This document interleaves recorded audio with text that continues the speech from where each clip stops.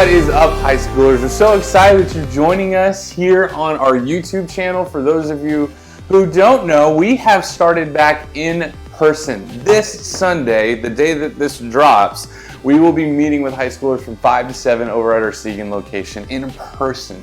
So in case you just missed that announcement, or in case you're curious, go ahead, you can RSVP over that way. It'll be on the Chapel BR's website /NextGen. So, quick question, high schoolers. Don't you hate it when things are unfair? For example, when you've studied for hours for a test that you barely passed, only to find out that your friend, who got a B, got the answers early. It's totally unfair. What about a sister who never cleans her room, never does any of her chores, and always messes things up and seems to always get what she wants, while you are sitting over there doing everything that your parents ask of you, but you never get what you want? You don't seem to get that recognition from your parents, and it definitely feels unfair. Maybe you're the one who has to drive around all of your siblings to all of their stuff, but you have to keep the gas tank filled and you have to keep your car clean. It's unfair, right? I could keep going with a whole bunch of different scenarios, and this happens pretty often whenever we're scrolling through Instagram. This idea of unfairness. I can't count the times that I've been scrolling with my totally happy life, minding my own business, watching someone's story until I see something that totally deflates me. When you see someone going on a really awesome vacation that you wish you were there. Or maybe someone got to go to this amazing concert with a band that you've been dying to see, and it's all over their story. Or, if we get real, what about the family who takes a really nice picture and their family is still together and they do these really fun things every weekend? Maybe someone has all their siblings playing really amazing sports and are really good at it, and they're talking about maybe playing in college. Or just the really simple one, they look really good in everything that they wear and their face looks great and they don't have acne breakouts or anything like that. That's what happens whenever we see stuff on Instagram. There's always the newest this, or their life is so much better because they have that. You know what I'm talking about. We can go from feeling really good about our life to feeling really bad about it in a split second. And all of a sudden, I find myself, or we might find ourselves, just ticked off and disappointed. And no, it just feels not fair. And you know this already. In addition to feeling kind of miserable, when we do this, we start to assume that other people have this so-called perfect life. We look at what they put online and then match it to what we really know is true about our current situation. And when we do that, their life looks better, they look better, and we recognize a familiar reality that their life is better than our life. We feel less than, and it's typically when we respond, you typically respond in one of the following ways. Maybe we overreact or overachieve. What if you overachieve? Maybe seeing someone else's perfect life makes you go crazy. You light a fire under you and you start working really, really hard to keep up with all of the other people and what they're doing, and projecting their hopes and their dreams on yourself in hopes of getting the same results. Maybe we do nothing. Maybe we sit back and watch others, all of this awesome stuff, and go, well, you know, so why even try? There's no way that I'm going to get to that point, right? And sometimes we just play it over and over in our minds. This is when anxiety or sadness or jealousy or motivation to go out there just falls off. And we want to try and make our posts look better. And you may find that you're unable to do anything else about it, and you eventually just get left super anxious about it. No matter how we respond, the result is the same. It just feels bad. And that's what comparison does. Here's the tricky thing about comparing our lives to someone else's. We know ourselves too well. We know the good and the bad, and we've lived the good, the bad, the happy, and the sad. And we know that places like social media are designed to display the highlights of life. Just that good stuff. That's why we will do everything we can to make sure that other people see only our highlight reels of our life. We aren't going to post about a fight that we just got into with our boyfriend or our girlfriend, at least not on our real Instagram. We're all perfected the art of projecting the life that we want others to think we have, even if we don't have it. And here's what's crazy. We forget that everyone else is doing the exact same thing. They're posting only the best parts of their life and not their real life. But somehow our brain tricks us into believing that their highlights are their entire story or are their entire life. Let me say it another way. When we compare ourselves to others, especially on social media, we believe things about ourselves based on someone else's half-truths, or they're just fully fake life displays. Comparison has become such a norm in our culture that most of us don't even realize what we're doing.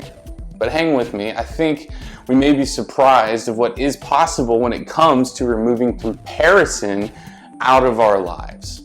So, one of the greatest teachers in Scripture and one of the greatest followers of Jesus is Paul. We have talked about Paul a lot, and for good reason. He made it his mission to make sure that everyone he met knew how their lives could benefit from following after Jesus. He traveled all over the known world, establishing relationships with a ton of different people groups from different regions who viewed him as an authority figure. An authority figure to help them live a better life thanks to Jesus. Now, Paul writes a bunch of letters, and in his letters, he's known to be very direct. He was passionate about following Jesus and leading others to do the same. And while everything Paul did was out of love, it's likely that sometimes people felt like they were being called out in areas where they weren't measuring up. In response, they did what a lot of us do, and they lashed out. Have you ever done that? You ever lashed out when you get defensive? And they begin to try and tear Paul down. Their strategy to feel better about themselves was to make him look worse. In other words, they were just really petty. Now, listen to how Paul responded to these criticisms. He says this, "Oh, don't worry. We wouldn't dare say that we are as wonderful as these other men who tell you how important they are, but they are only comparing themselves with each other, using themselves as a standard of measurement. How ignorant." 2 Corinthians chapter 10, verse 12. I'm not sure if you noticed this, but it seems like Paul is using this ancient tool called sarcasm. Paul clapped back really quick at his critics, and he wasn't messing around in this passage. He's addressing the comparing that is going on among the people in that church and the struggle that it created. Paul is saying in no uncertain terms, it is absolutely ridiculous to let your behavior and life be based on comparison to someone else's behavior or life.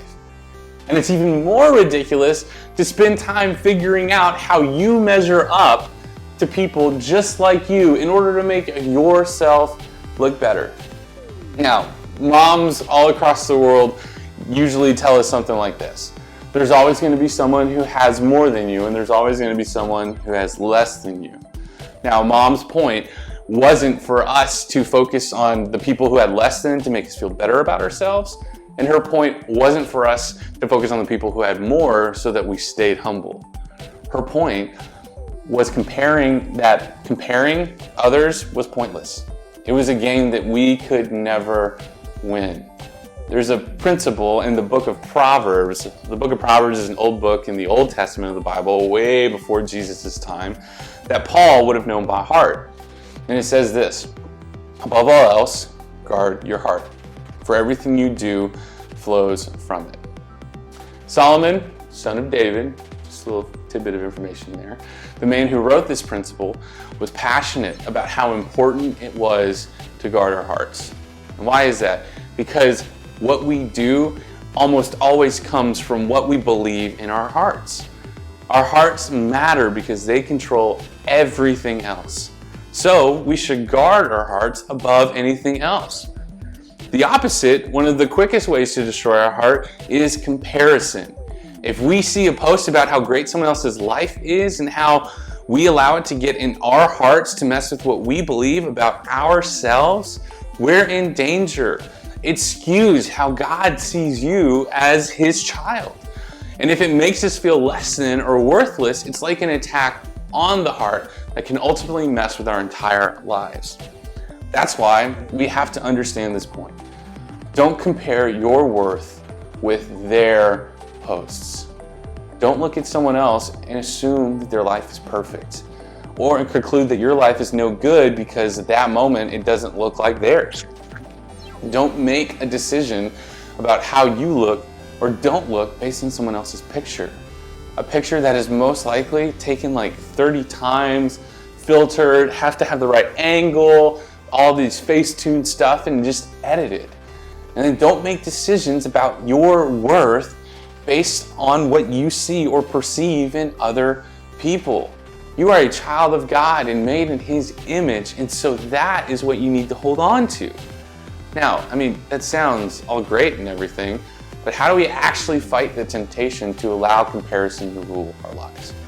How do we guard our hearts like Solomon very wisely suggested?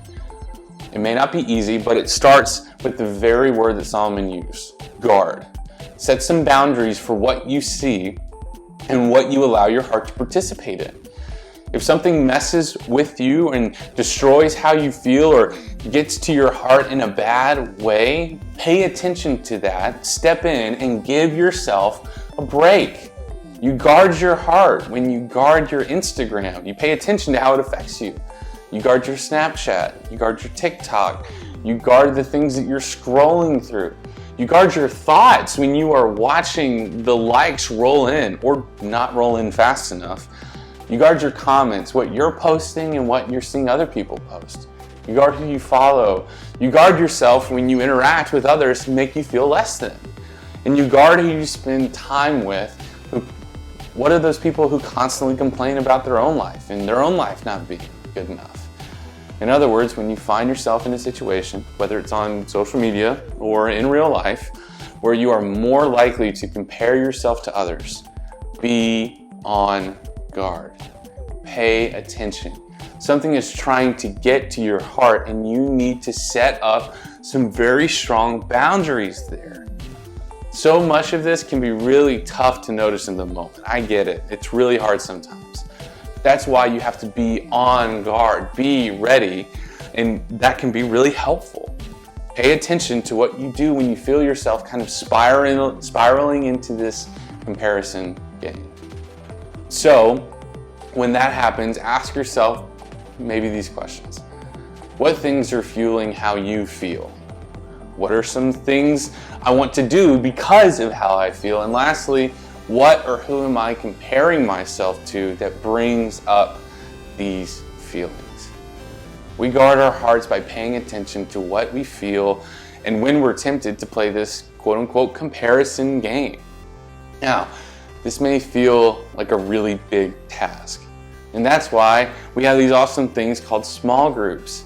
You know, you've got to be able to talk it out. You got to be able to look people in the eye and ask questions and know what it looks like for you in your life to guard your heart and stop this comparison game. So, small groups, we're back in person. If you are struggling with something like this, you are more than welcome. Again, we're coming back tonight from 5 to 7 where we're going to break out into small groups and talk through some of these big ticket questions. So thank you so much for joining us. If you have any questions, go ahead, you can contact us. All the information is going to be dropped in the description below. Hit all the like buttons and all that stuff, and we will see you guys next time.